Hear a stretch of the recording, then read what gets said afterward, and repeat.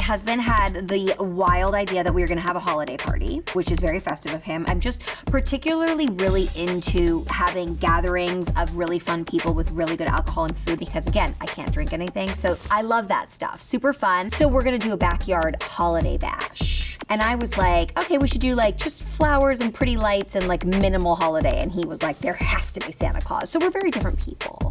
Like I'm very good at making something like sophisticated and chic and like look presentable, but I don't have the imagination, shall we say, to like create like a winter wonderland because I'm just like the Grinch. Oh my God, I feel like I just told you my whole life story. It's supposed to be cuffing season, but most people are uncuffing and throwing away the key because so many people are breaking up. Camila Cabello and Shawn Mendes. It's honestly nothing I would have predicted, at least not before Thanksgiving. This was a couple that was together through an entire pandemic. They were living with her parents in Florida. That says something. This was not like a couple that was, you know, holed down in New York City together, sharing an apartment and like going out and like hanging out in Tribeca and getting coffee at their local spot. Like they were fully embedded in like living with her family. But I'm excited to see them go their separate ways and become the people that they're meant to become, and I think that they'll be friends. From one of my favorite shows, Unorthodox Life, Ben and Bathsheba. Ay. I'm upset. I felt like they made it out of the community together. They were building a life in New York City. I felt they were adorable. They really had a cute dynamic and I enjoyed watching them and I really felt like they were evolving, but at the end of the day, like what do you expect? These are two people that have not experienced anything in the world and are just starting to, other than each other and other than a shared faith that they're both exiting from. It was sad for me. I love the name Bathsheba.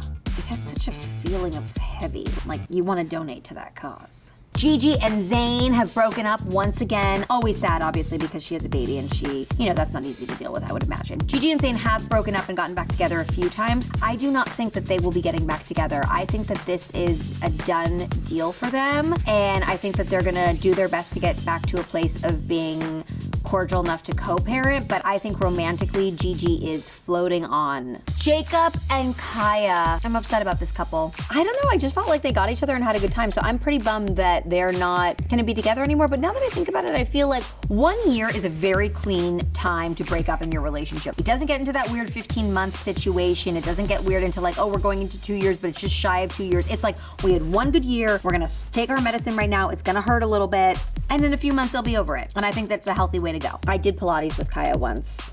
I was like 8 weeks postpartum. I did not want to be there next to her. I was like, oh God, this is so not fun for me or my ego. Let us know what you guys think in the comments below. And if you did not check out last week's episode of Necessary Realness, make sure you do that. And for more Necessary Realness, because you always want more, make sure to subscribe. Subscribe.